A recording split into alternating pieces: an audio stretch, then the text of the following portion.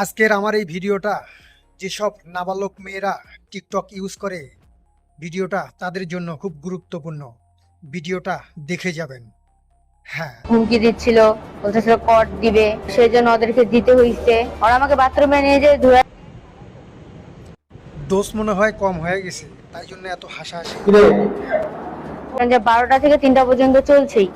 তারপরে পুলিশ এসে উদ্ধার করছে, নাহলে তো আমি কালকেই, এটা হচ্ছে রাত 11টার ঘটনা। অন্ধকার গোডাউন থেকে মুমূর্ষু অবস্থায় উদ্ধার করা হয় ওই কিশোরীকে। পুলিশ কালক্ষেপণ না করে দ্রুত তাকে ঠাকুরগাঁও 250 শয্যা বিশিষ্ট জেনারেল হাসপাতালে ভর্তি করে আর হাতে নাতে গ্রেফতার করা হয় সেই 3 বন্ধুকে। বান্ধবীর বাসায় গেছে না কোথায় গেছে সেটা আমরা তখন জানতে পারি নাই।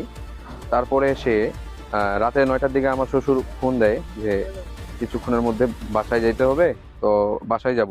তার সাথে কন্ট্রাক্ট হয়েছিল মোবাইলে যোগাযোগ, টিকটকের মাধ্যমে যোগাযোগ, 7 দিনের পরিচয়। এই ফ্রেন্ড হিসাবে ঘুরতে গেছিল, তো এইভাবে নিয়ে যায় সে এবং তার 2জন বন্ধু সহ তাকে গণধর্ষণ করছে। তো আমি এর কঠোর শাস্তি চাই। ঘটনায় পুলিশ জানায় আটককৃত ওই 3 যুবকের বিরুদ্ধে ইতিমধ্যেই কঠোর আইনি ব্যবস্থা নেওয়া হচ্ছে, কিন্তু এই ঘটনা সমাজের সামনে রেখে গেছে এক বিরাট প্রশ্নচিহ্ন।